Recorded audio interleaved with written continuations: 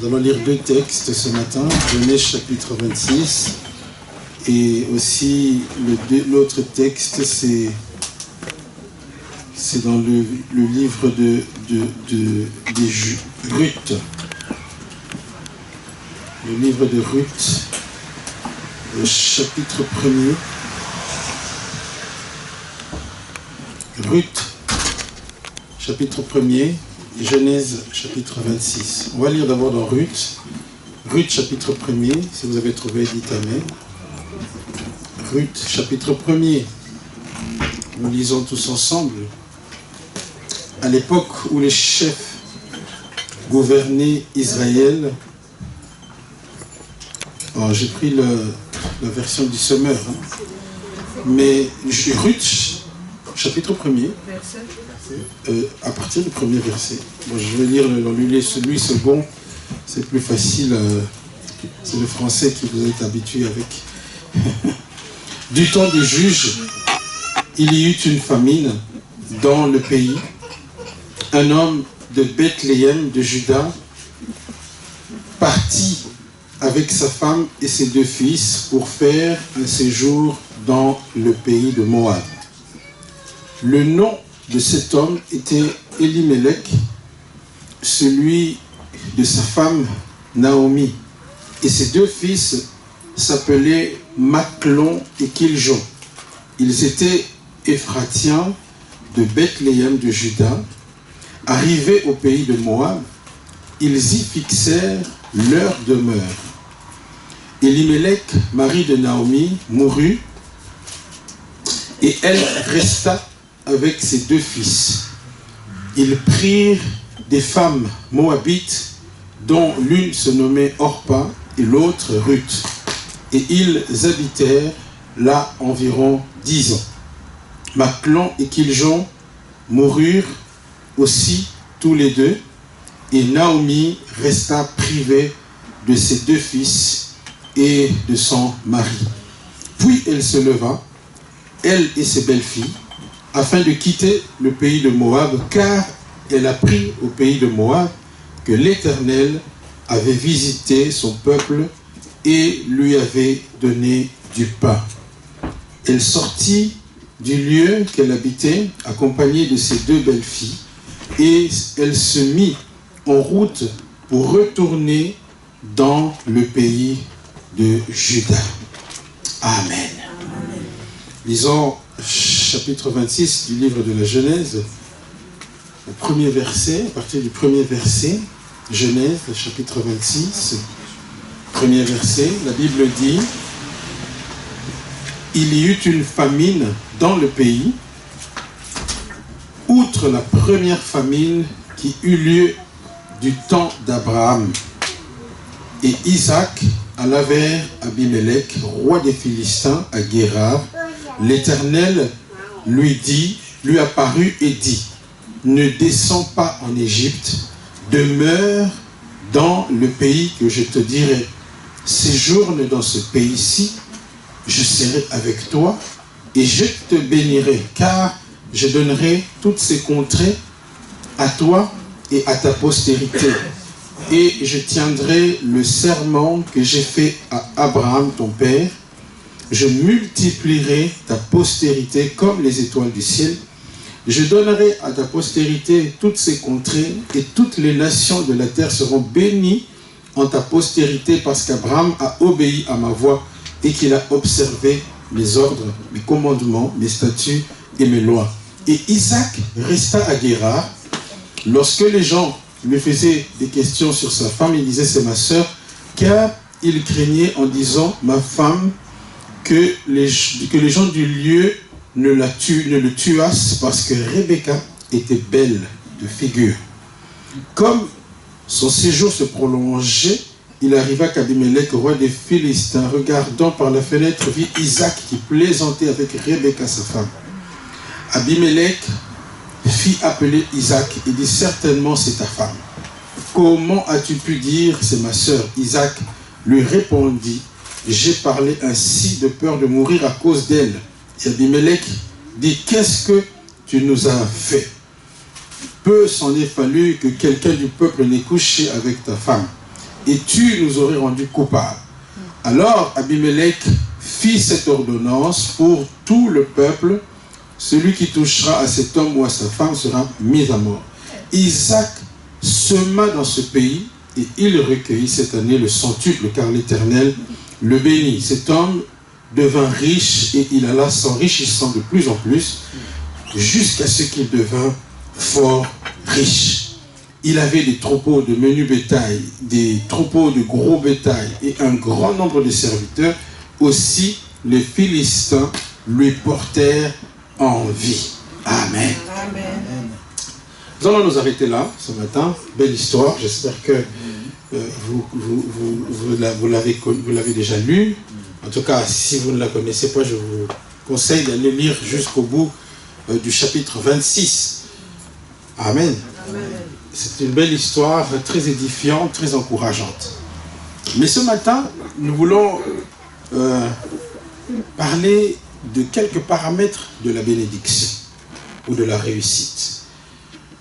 Voyez-vous, nous sommes encore au début de l'année et chacun de nous souhaite que cette année soit une très bonne année, une année fructueuse, une année d'avancée, de percée, une année de réussite, de bénédiction. Je crois que c'est ce qu'on vous a souhaité le jour de l'an, le nouvel an. Tout le monde se dit toujours de belles paroles. En tout cas, je ne pense pas que ce jour-là, les gens ne critiquent pas. Le jour-là, les Songi prennent congé parce que tout le monde dit bonne année. On souhaite à tous le meilleur. Plus de malédiction le jour de l'an. Si tous les jours pouvaient être comme ça, ce serait formidable. Si vous pouvez souhaiter le bonheur à tout le monde chaque jour jusqu'au 31 décembre, c'est parfait. Il ne faut pas seulement attendre le jour de l'an pour commencer à dire bonne année aux gens. Il faut souhaiter aux gens qu'ils soient bien. Il faut souhaiter à tout le monde le meilleur, le bonheur. C'est ça l'esprit de Dieu. Amen. Amen. Mais ce matin, et c'est important, nous voulons voir quelles sont les différentes choses qui peuvent permettre ou faciliter la réussite de quelqu'un, ou qui peut compromettre la réussite et la bénédiction d'une personne. Parce que Dieu souhaite la bénédiction pour chaque personne. La Bible dit, je souhaite, dans l'épître de Jean, il dit, je souhaite, bien-aimé, je souhaite que tu prospères à tous égards et que tu sois en bonne santé, comme prospère l'état de ton âme. Donc Dieu, le souhait de Dieu, c'est que chacun de nous puisse réussir. À la fin de l'année, j'aimerais que tu puisses dire avec Isaac, maintenant nous prospérons dans le pays. Amen. Amen. C'est ça la volonté de Dieu. Maintenant nous prospérons en Belgique, nous prospérons dans nos affaires, nous prospérons dans notre vie professionnelle, nous prospérons dans notre famille. C'est ça que Dieu veut que tu puisses déclarer. Mais il y a aussi certains paramètres qu'il faut comprendre et mettre en œuvre pour que cela puisse nous arriver. Parce que bien que ce soit le souhait de Dieu, cela n'arrive pas à tout le monde. Même certains enfants de Dieu sont parfois dans l'échec, ou parfois même n'ont rien, ou dans la destruction. Mais donc il est important pour chacun de nous de comprendre quels sont les différents paramètres qui peuvent faciliter l'accomplissement, la réalisation du plan de Dieu pour notre vie. Premièrement, il y a certains paramètres pour faciliter la bénédiction de Dieu dans notre vie. Le premier paramètre que nous voulons analyser ce matin, c'est le territoire. Dis à ton voisin le territoire. Bien-aimé, ta bénédiction est aussi attachée à un territoire bien précis, là où Dieu te veut. C'est là qu'il va te bénir. Parfois, les gens pensent que partout, Dieu, ça peut marcher. C'est vrai, Dieu est partout et il est capable de te donner la réussite n'importe où. Il dit, tout lieu que foulera la plante de ton pied, je te le donne en héritage. Certainement, il est capable de faire ça. Mais Dieu a un plan précis et particulier pour chaque personne. Et dans ce plan, il a prévu un endroit où tu vas exploser, où tu vas vivre ton éclosion, où tu vas vivre ton épanouissement pleinement. Et il est important que chaque enfant de Dieu puisse être conduit par l'Esprit de Dieu pour savoir à quel endroit, dans quel pays où Dieu a prévu qu'il puisse prospérer, où il doit prendre sa vitesse de croisière.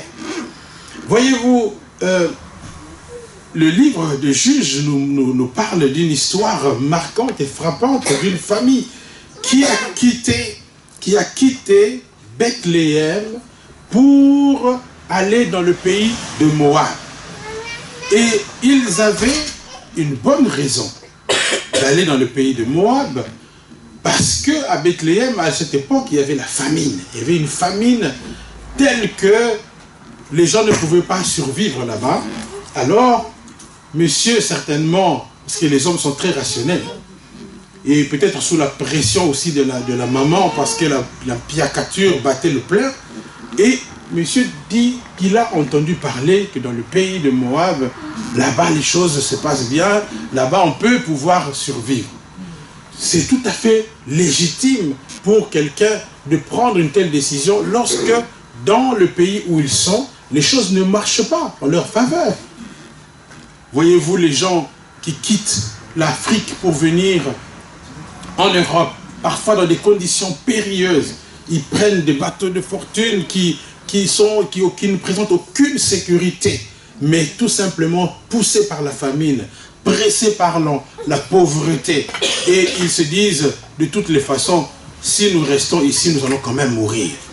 Donc, vaut mieux aller chercher. C'est très courageux de leur part. Mais voyez-vous, parfois, la bravoure ne suffit pas pour pouvoir s'en sortir.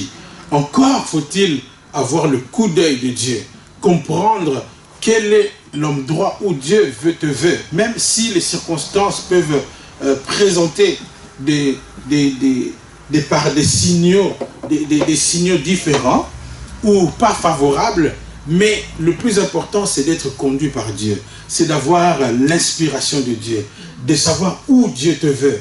Quand tu sais que Dieu t'a placé quelque part, qu'il pleuve ou qu'il neige, tu dois t'attendre à Dieu, tu dois compter sur le Seigneur, et lui, s'il t'a prévu quelque part, il est capable de te donner la réussite là où il t'a prévu. Peu importe l'économie de ce pays, peu importe la situation financière, politique d'un pays, si Dieu te veut dans un pays comme le Congo où les choses se passent très mal pour l'instant, tu vas réussir, tu vas t'en sortir malgré que les problèmes sont là. Parce que c'est Dieu qui est le maître des temps et des circonstances. Il est capable de te donner le succès là où tout le monde est en train d'échouer. Il est capable de te donner la richesse là où la pauvreté va le plaindre. Il est capable de t'élever là où il y a l'injustice. Parce qu'il est Dieu, tout genou fléchit devant lui. Et la Bible dit que le cœur du roi est comme un courant d'eau. Dieu l'oriente là où il le veut. Vous comprenez? Dieu est capable de toucher le cœur des dirigeants du pays dans lequel tu es, même s'ils sont hostiles à ta race ou à ta tribu, mais Dieu peut toucher leur cœur pour qu'ils puissent te favoriser. Voyez-vous, Daniel et ses amis étaient des étrangers à Babylone. Ils étaient normalement des gens qu'on ne pouvait pas placer, mais par un mécanisme que toi et moi nous ne savons pas expliquer, Dieu a convaincu le roi qu'il fallait prendre des enfants des Juifs, qui sont nés de familles nobles, qui ont l'intelligence et l'instruction, pour qu'ils puissent servir à la cour du roi. Amen. Dieu peut créer des circonstances qui peuvent obliger même un roi méchant à faciliter la tâche à des étrangers. Quelqu'un donne un bon amen. C'est la vérité. Voyez-vous, en Belgique, il y a quelques années, les portes étaient fermées pour les étrangers. Mais en 2000, Dieu, par un concours de circonstances, a créé des situations telles que le gouvernement qui était en place a compris et a pris la décision qu'il fallait libéraliser l'emploi vis-à-vis des étrangers. Ce n'était pas forcément parce qu'ils ont beaucoup d'amour pour les étrangers, mais c'est forcé par des circonstances qui, eux, ne pouvaient pas maîtriser, mais Dieu a créé ça pour les obliger à faciliter.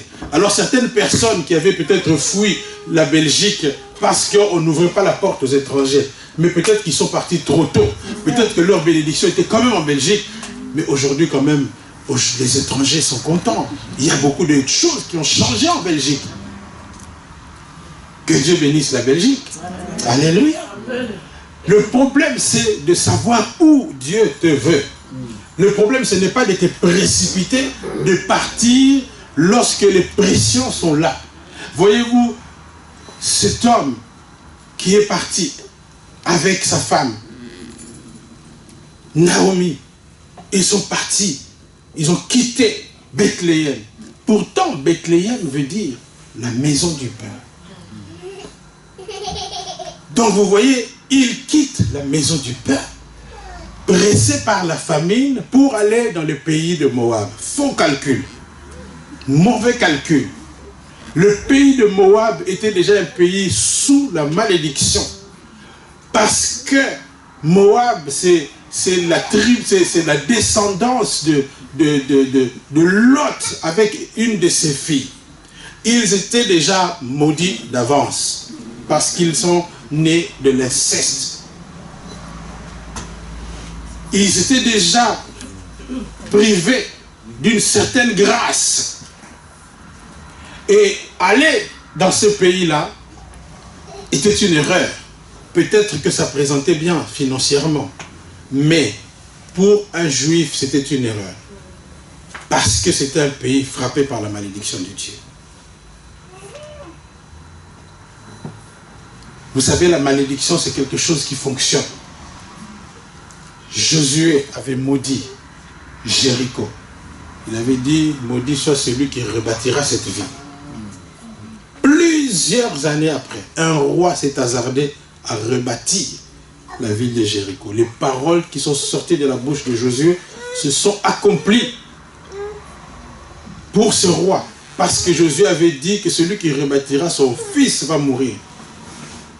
Et quand il a commencé, comme par hasard, perd son fils. C'est comme ça. Et il faut être conduit par l'Esprit de Dieu. Il faut dépendre de Dieu, bien-aimé. Dans tout ce que nous faisons, nous devons dépendre de Dieu. Il faut toujours demander la direction de Dieu. Il faut toujours prier Dieu avant de faire quelque chose, avant de prendre une décision, avant de se décider. Surtout, par exemple, avant d'aller s'établir dans un autre pays. Il faut prier le Seigneur, que Dieu puisse te convaincre vraiment. Vous savez, quand vous êtes un enfant de Dieu, votre vie est entre les mains de Dieu. Si vous priez vraiment Dieu, même si Dieu ne vous parle pas d'une manière audible, parce qu'il y a des gens toujours qui disent Dieu m'a parlé, mais il t'a parlé comment? Il est venu te voir, il s'est assis dans ton salon, il commence à te parler. Ou bien il a apparu dans ta télévision. Faites attention avec vos dieumadismes là. Dieu m'a dit, il t'a dit ça comment? C'est ça le problème. Parfois les gens ne savent même pas comment Dieu parle. Dieu parle tantôt d'une manière, tantôt d'une autre. Dieu ne parle pas. Il faut connaître la parole de Dieu. Et quand Dieu va te parler, ça va correspondre avec ce qui est écrit dans la Bible. Comprenez? Donc, il faut être conduit par Dieu. Il faut être conduit par Dieu.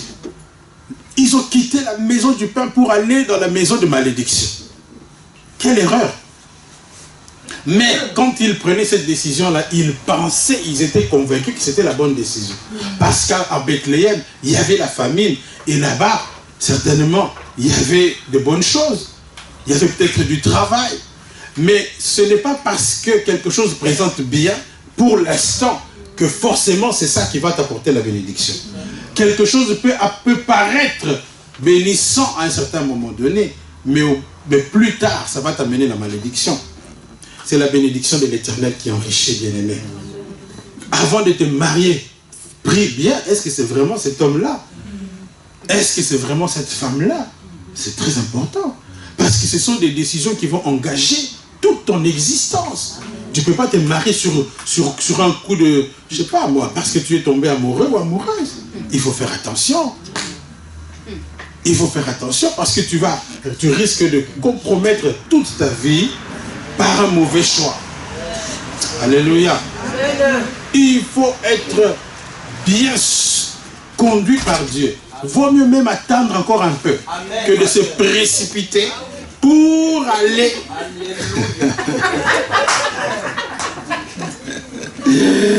Gloire à Dieu. Bien-aimés, soyez conduits par l'Esprit. Soyez conduits par Dieu.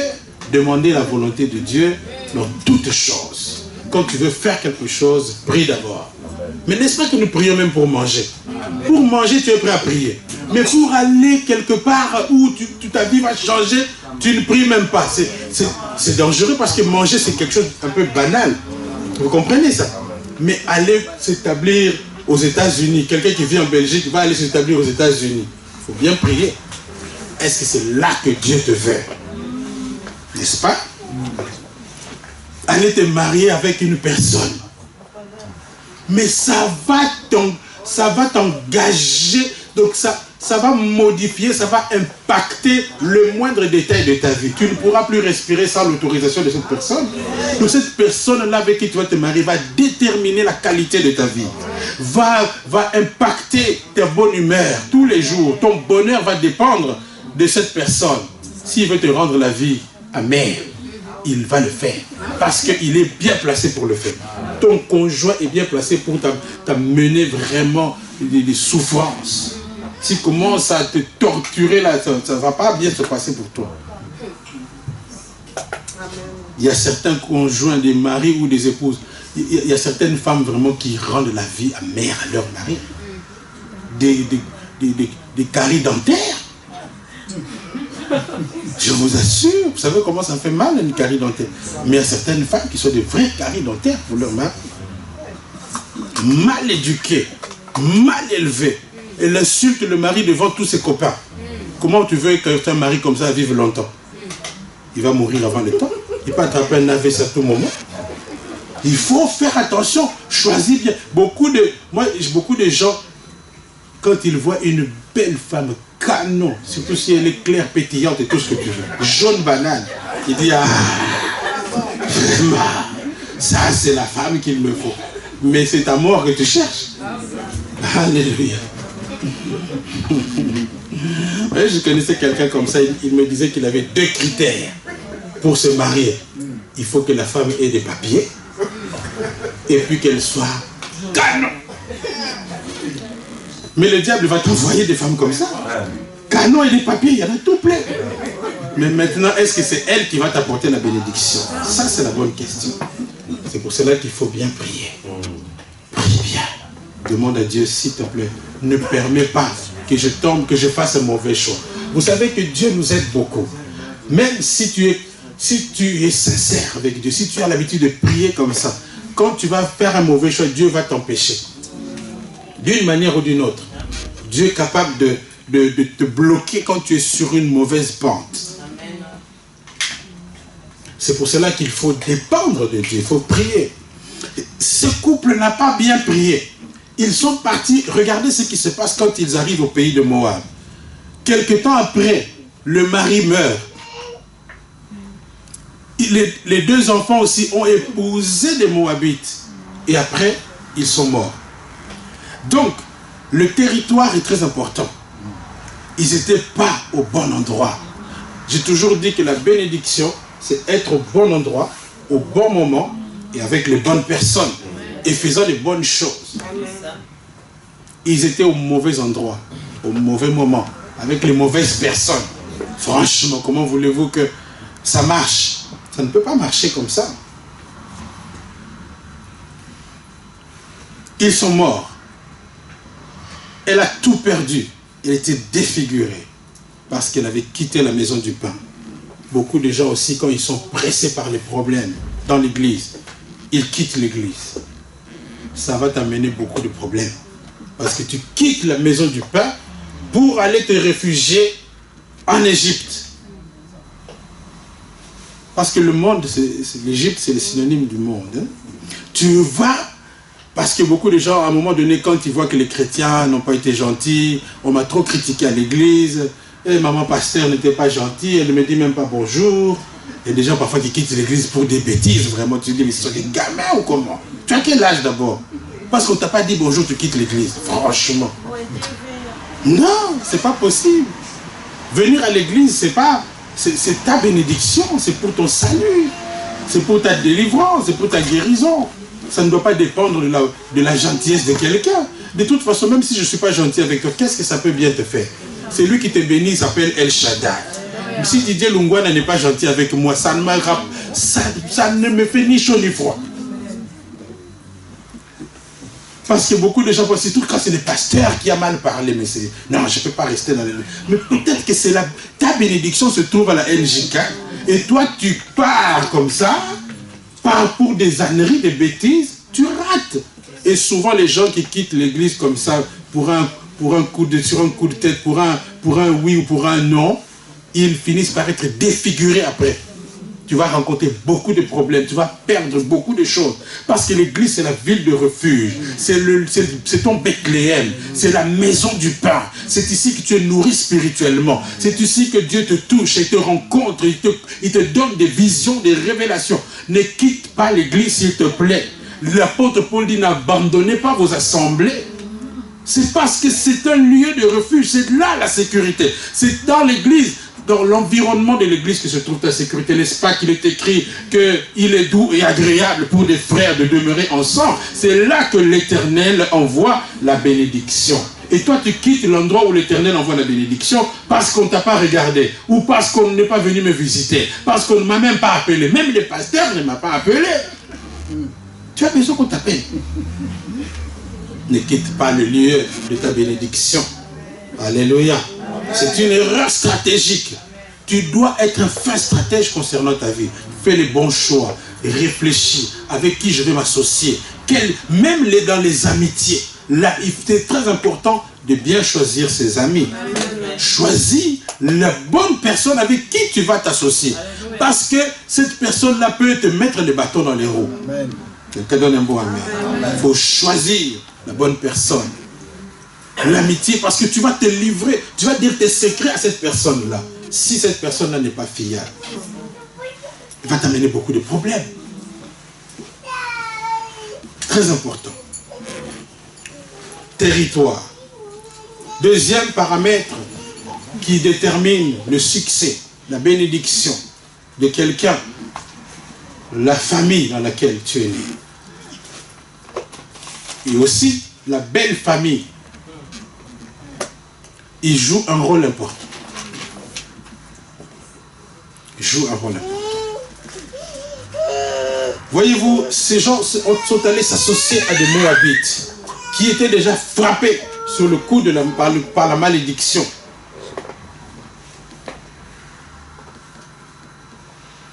Ils sont allés s'associer aux mauvaises personnes. La famille dans laquelle tu es né détermine quelque part, parce que nous héritons de facto certaines informations génétiques, mais aussi des informations spirituelles. Nous héritons de nos parents, de nos familles, le bagage spirituel qu'ils ont engrangé depuis des siècles, des générations, Tu vas hériter cela, que tu le veuilles ou pas, que ça te plaise ou pas, c'est comme ça. Parce que nous sommes le produit de nos parents. Dieu ne t'a pas fabriqué comme ça dans l'air, il t'a fabriqué au travers d'un homme et d'une femme. Donc, tu as hérité. D'ailleurs, comment peux-tu expliquer qu'un enfant peut ressembler comme 2 gouttes d'eau à son père? Parce qu'il a reçu des choses de ce papa-là. Un enfant ressemble. Il y a certains enfants, quand tu les vois. Il y a quelqu'un qui a vu mon fils aux fiançailles de Mélissa. Et il a seulement regardé. Toi, tu dois être Lungwana, toi. Oui, ça se reconnaît. Mais dans le monde des esprits aussi, je crois que les démons peuvent savoir de quelle famille tu es né. C'est vrai, non? Parce que nous avons hérité certains gènes spirituels aussi. Le bagage va se transmettre de génération en génération. Écoutez ce que Dieu dit lui-même dans Exode chapitre 20, que je punirai l'iniquité des pères sur les enfants jusqu'à la 3e et à la 4e génération. Donc un enfant qui est né innocent, oui, il ne connaît rien, il n'a jamais rien fait, mais il va hériter, il va subir les conséquences de ce que ses ancêtres ont accompli. Héritage. Et ça va orienter sa vie d'une manière ou d'une autre. Ça peut faciliter sa bénédiction ou ça peut bloquer sa bénédiction. Regardez Salomon, il a tout réussi facilement, sans faire des efforts. Pourquoi? Parce que son papa avait déjà bien servi l'Éternel des armées et Dieu avait proclamé la bénédiction sur sa descendance aussi. Isaac a hérité la bénédiction parce que son papa a cru en Dieu. Et Dieu va lui dire, je te bénirai. Tout ce que j'ai promis à ton papa, c'est pour toi.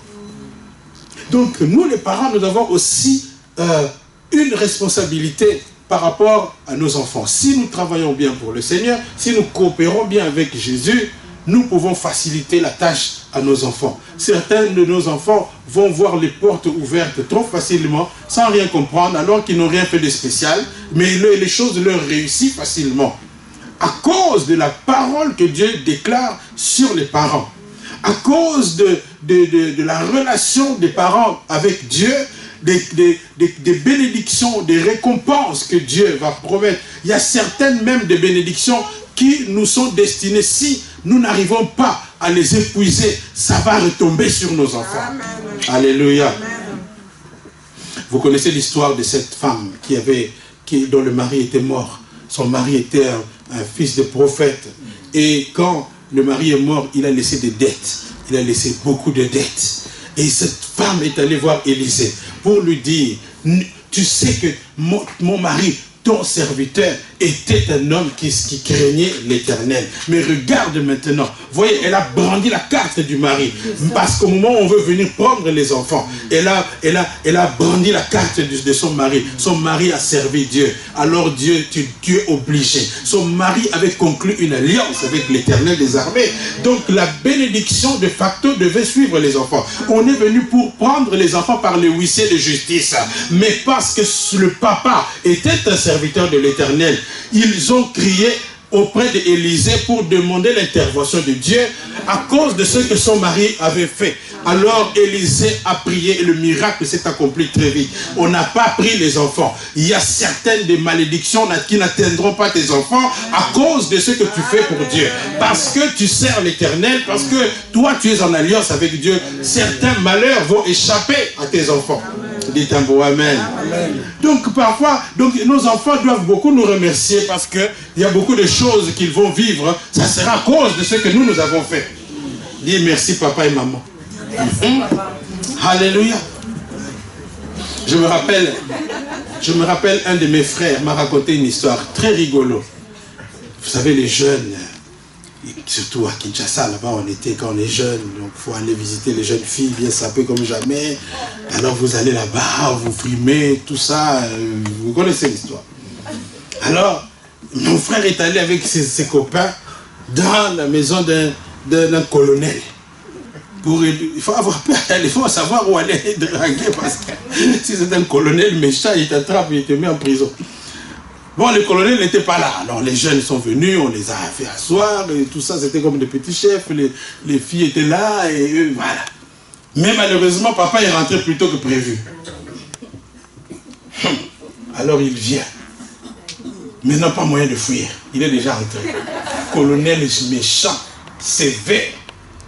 Alors, vous savez, à Kinshasa, à l'époque, je ne sais pas si maintenant ça a changé, mais à notre époque, la Deuxième République, c'était... On a toujours demandé, toi, tu es le fils de qui, toi? Le papa, il vient, il serre le visage. Bon, comme il doit aussi se rassurer de ne pas taper les enfants des grands chefs. Alors, il commence à poser la question. Toi, tu es le fils de qui? Il donne le nom. C'était l'ennemi de ce papa-là. Il dit, ton papa, allez, il y a mon film.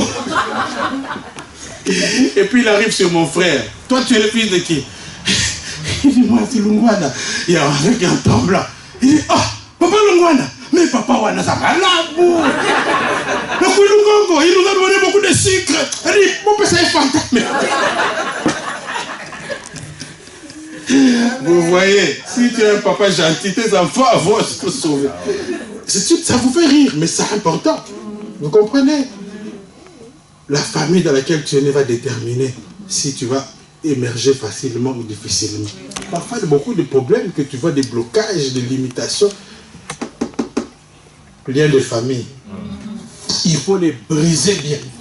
Il faut renoncer aux alliances de tes ancêtres. Quand tu pries, tu dis, Seigneur, je demande pardon pour tout ce que mes ancêtres ont fait de mal. S'ils ont été sorciers, s'ils ont fait des choses qui me poursuivent dans le pôle, parce que ça va te poursuivre.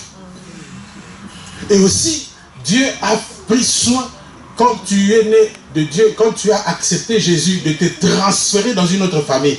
Parce que là, spirituellement, nos familles sont déjà bien minées à cause de leur ignorance, de ne pas avoir servi l'Éternel. Ils ont attiré certaines malédictions à cause de certaines pratiques. Faute de connaître la vérité, la parole de Dieu, ils ont entraîné la malédiction dans toutes les générations. Et donc, Dieu a été intelligent.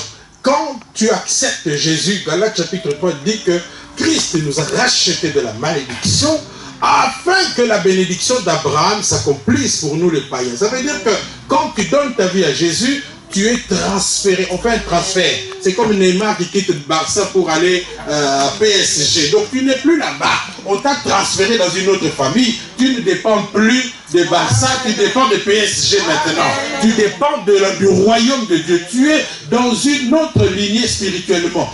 Donc, le bagage qui découle sur toi, c'est le bagage d'Abraham. Il a cru en l'Éternel et Dieu a dit, je te bénirai, je te rendrai fécond, je te multiplierai à l'extrême. Tes descendants seront comme le sable de la mer. Les rois sortiront de toi. Donc, maintenant, ce qui coule dans tes veines, c'est la bénédiction que Dieu a proclamée sur Abraham, parce que tu n'es plus descendant de ce grand-père-là, qui, lui, n'a pas honoré Dieu, qui a fait de l'idolâtrie. Tu dépends maintenant spirituellement d'Abraham. Alléluia. La famille joue un rôle important. Même la belle famille va jouer un rôle. Parce que lorsque nous nous marions, c'est aussi une fusion de deux familles. C'est une alliance de deux familles. Tu vas te marier avec cette femme ou ce monsieur-là. Il y a des combats dans leur famille aussi. Comme toi, tu vas te marier là-bas, ils vont aussi t'attaquer. Ils vont aussi te combattre. Donc quand tu te maries, tu dois bien te préparer. Et c'est pour cela d'ailleurs que nous avons dit que nous allons commencer à faire des réunions de préparation au mariage. Dans ces réunions-là, nous allons déjà prier contre les envoûtements de votre belle famille. Nous allons déjà anéantir en avance, avant même que vous n'entriez dans le mariage. Nous brisons déjà l'oppression, l'envoûtement qui est déjà établi. Parce que dans toutes les familles, il y a des lois établies. Si tu viens en Belgique, bien-aimé, même si tu es congolais, tu vas dépendre des lois de la Belgique. Que ça te plaise ou non. Tu ne peux pas dire, non, moi je suis congolais, chez nous là-bas on ne respecte pas les lois de le code de la route. Tu peux rouler comme tu veux, tu entres à gauche, à droite, tu sillonnes, tu fais comme tu veux. Dans ce pays-là, tu peux attraper des crises cardiaques quand tu es sur la route, parce que chaque personne respecte le code de la route. Je me rappelle, je suis allé en 2006 à Kinshasa. J'ai dit, je vais conduire, comme c'est dimanche, ça va, il n'y a pas beaucoup de circulation. J'arrive au feu, comme tout Belge qui respecte, je m'arrête au feu. Mais je vois les gens, ils viennent, waouh, ils passent, feu rouge, ils passent. Oh, j'ai dit, mais c'est moi qui ne vois pas bien, ou comment, je suis daltonien, ou comment, non, le feu est rouge. Mais les gens ne respectent pas, ils passent, s'il faut le faire comment. Si tu viens en Belgique, ça ne marche pas comme ça. Tu es régi, tu dois respecter. Si tu ne respectes pas, tu auras une contravention. Tu vas dire, mais non, ils sont injustes. Non, c'est comme ça. Si tu vas te marier quelque part, tu commences à dépendre des lois établies dans cette famille. Ça va commencer à t'impacter aussi. Du coup, tu dois maintenant prier pour refuser ces lois-là sur ta vie. Alléluia. Et ça, c'est pour cela aussi que parfois, il faut bien prier avant pour que si vraiment Dieu ne te sent pas capable d'aller affronter les géants de cette famille-là, que tu n'ailles pas subir des pertes là-bas. Vous comprenez pourquoi il est important de prier pour que le Seigneur puisse te conduire. Parce qu'il y a certains combats que tu peux éviter. Dites Amen. Bon, imaginez que vous allez épouser un descendant de Goliath. Ah, parce qu'il y en a, certainement, il y a des gens qui descendent encore de Goliath. Ah? Vous-même, vous connaissez, franchement, attends vous-même, vous croyez que vraiment votre vie sera tranquille? Donc, il faut bien prier, parce que ces choses vont déterminer. Et dépendre de Dieu est très important. Voyez-vous, et beaucoup de gens prennent des décisions pour copier les autres. Ah, tout le monde part au Canada, mais il paraît qu'au Canada, là-bas c'est facile, on donne le papier facilement, et il y a du travail, et c'est bien. Mais est-ce que Dieu dit que toi, pour toi, peut-être pour les autres, mais pour toi, est-ce que c'est le Canada? Peut-être pour toi, c'est l'Éthiopie.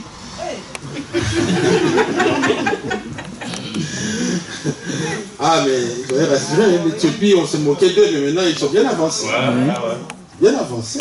Même plus que certains pays qui parlent beaucoup, là, et puis on ne voit rien. Vous voyez? Tout dépend du temps de Dieu. Le temps. Chacun a son temps. Bien aimé, chaque personne a son histoire. Ne te compare jamais à personne.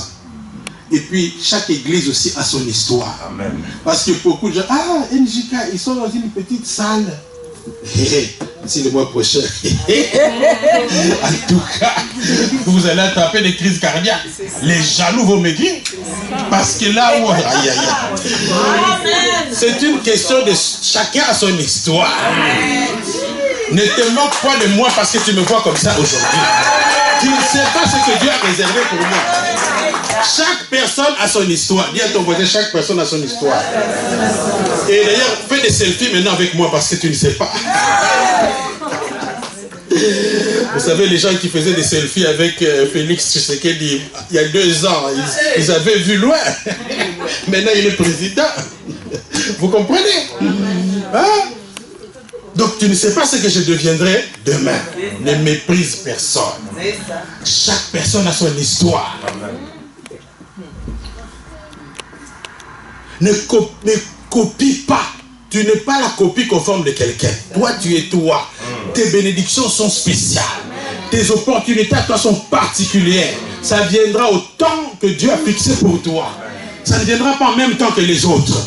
Ne t'inquiète pas parce que tout le monde se marie maintenant et toi, personne ne vient te proposer en mariage. Ton tour viendra. Amen. Quand ça viendra, ça sera meilleur que pour tous les autres. Dis Amen, bien dit. Alléluia. Amen. Chacun a son histoire.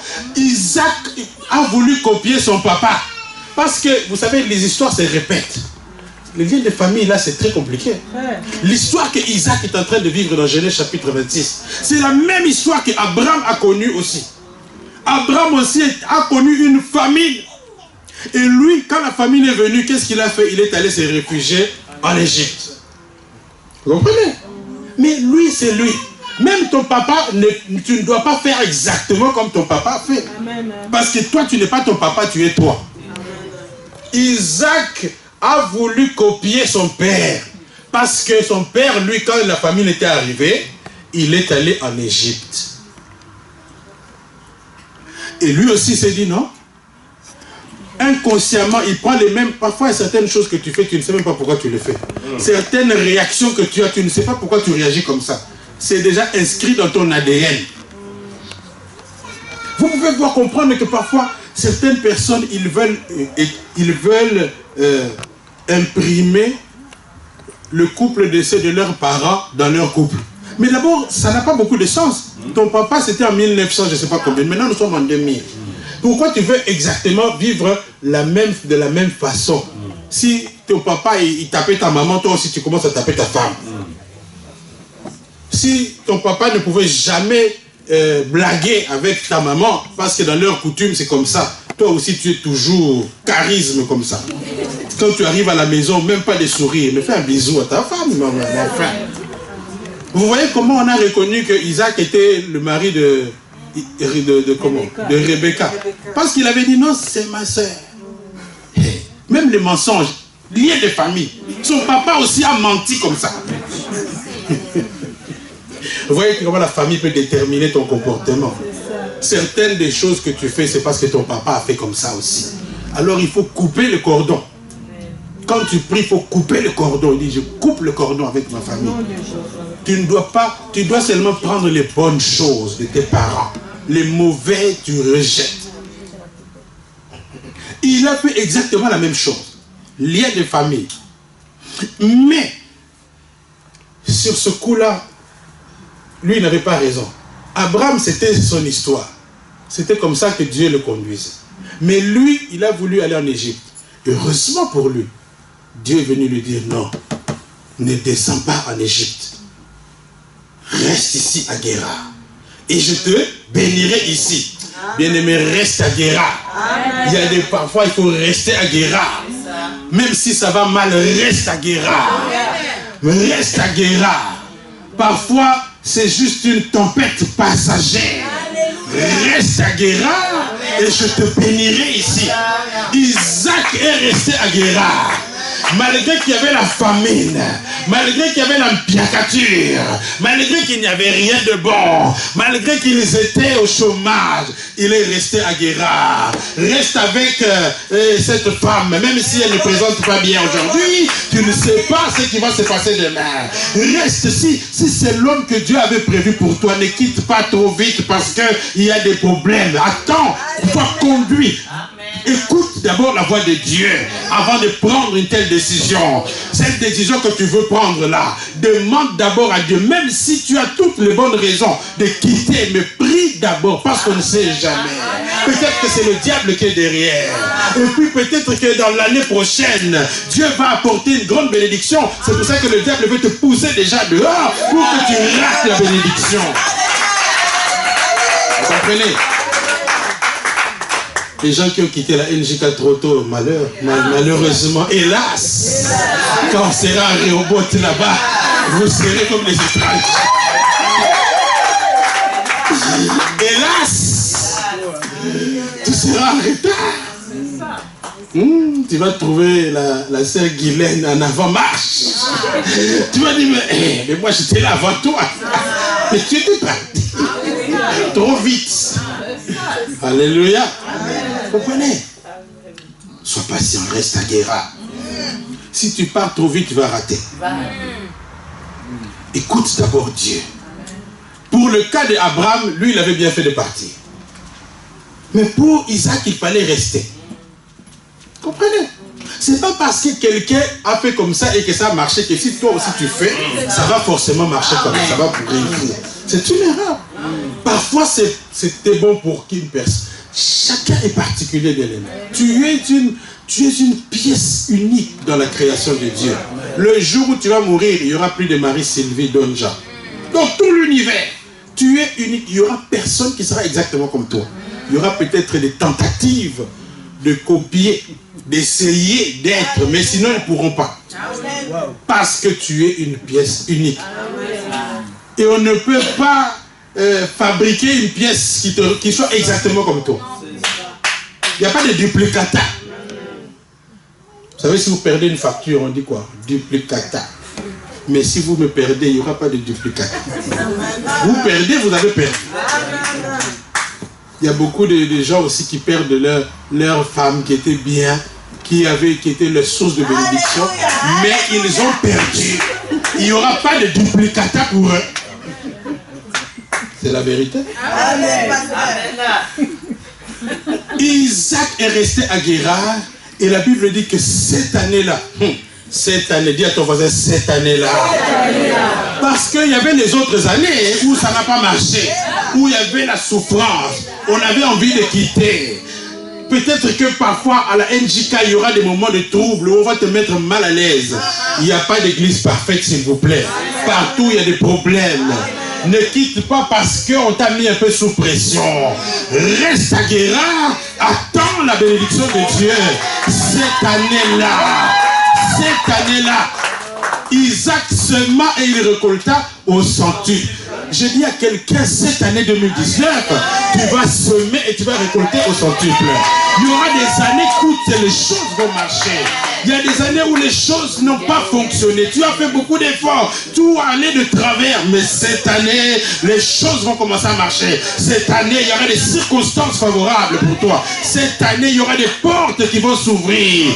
Bien aimé, chaque année a son lot de bénédictions. Même si les années passées ont été couvertes d'opprobre, de souffrance, l'année qui commence sera couverte de gloire. Dans le courant de l'année, il y aura des événements favorables que Dieu va précipiter en ta faveur. Il y aura des éléments positifs qui vont venir pour t'ouvrir des portes, pour t'amener dans ta bénédiction, pour te faire entrer dans ta destinée.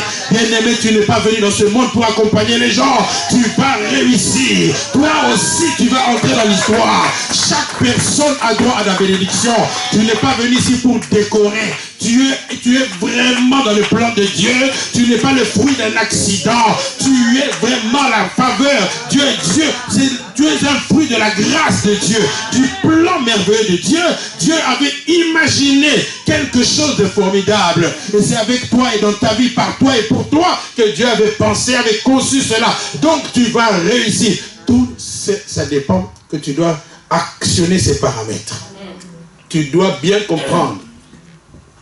Quand tu arrives dans une famille, tu te maries, analyse bien ta belle famille. Comprends la géographie spirituelle de cette famille. Et commence à prier en fonction. Commence à casser certaines lois que tu vois dans ton mari.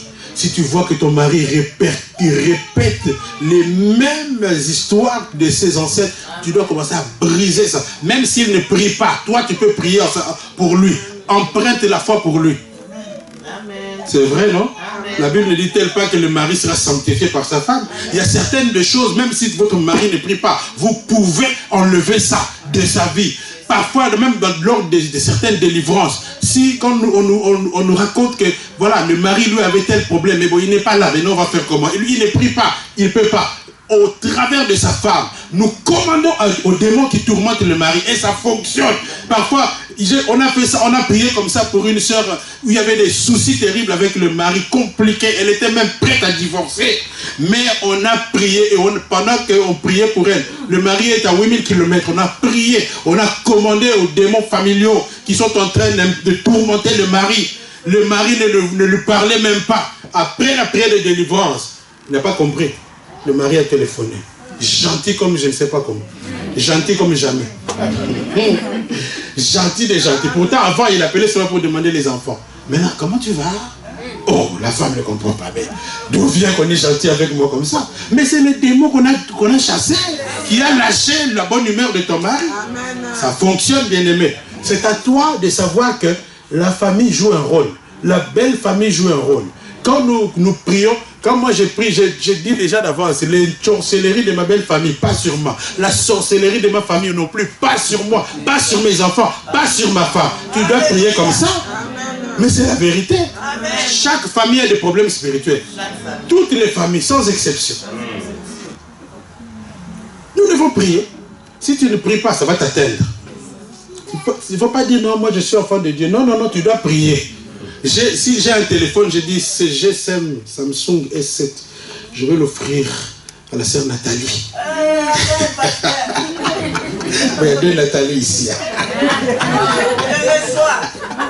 Bon, c'est lui qui a la foi à reçoit. Je dis c'est pour Nathalie. Mais si Nathalie ne vient pas chercher le GSM, est-ce qu'elle va profiter de tout ce qu'il y a comme fonctionnalité dans mon GSM? Non, ça reste théoriquement à toi, mais tu n'en jouis pas. Si tu n'arraches pas tes bénédictions dans la prière, tu ne vas pas en profiter. Tu ne vas pas en jouir. Tu vas mourir et le jour où tu vas aller au ciel, Dieu va te dire, mais regarde le dépôt de bénédictions qui est resté rempli. Cet entrepôt, normalement, c'était prévu pour toute la durée de ta vie. Mais tu n'as même pas épuisé le 1/3. Parce que tu ne priais pas bien. Prie bien maintenant, s'il te plaît. Prie bien. Donc, vous voyez, parfois les gens me demandent, mais comment tu peux prier pendant 1 heure? Et vous voyez déjà tout ce que tu dois déclarer pendant... Tu comprends pourquoi ta prière peut prendre même 2 heures parfois.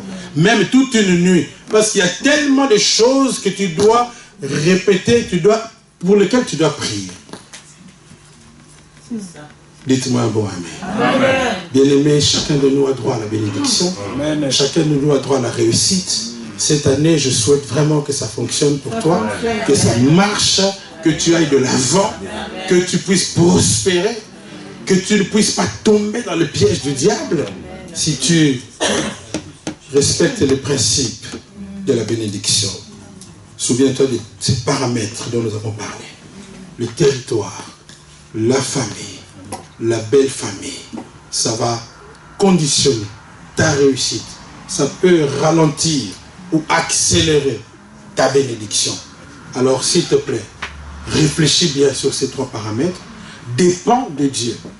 Le plus important, chaque enfant de Dieu doit dépendre de Dieu. En toutes circonstances, tu dois d'abord parler à Dieu. Même au travail, prie Dieu. Qu'est-ce que je dois faire aujourd'hui? Même pour les petites choses que tu crois que tu peux résoudre facilement. Amen. Prie toujours le Seigneur. Quand tu es avec tes amis, prie pour tes amis. Amen. Prie pour tes parents. Prie pour tes frères et tes sœurs. Il y a certaines personnes qui ont été tuées par son propre frère. Toi, tu es tellement confiant, tu dis que non, ça c'est ma sœur. Ah, elle ne peut pas. Mais tu ne sais pas, le cœur de l'homme est tortueux. Dépend du Seigneur. Tu dois toujours demander à Dieu avant de faire quelque chose. Même avant de prêter quelque chose à quelqu'un. Prie. Avant de te lancer dans une affaire avec quelqu'un. Prie. Avant de t'engager dans quoi que ce soit, demande. Est-ce que c'est la bonne? C'est bien ce que je suis en train de faire. Que Dieu te bénisse. Amen. Voilà, nous allons prier.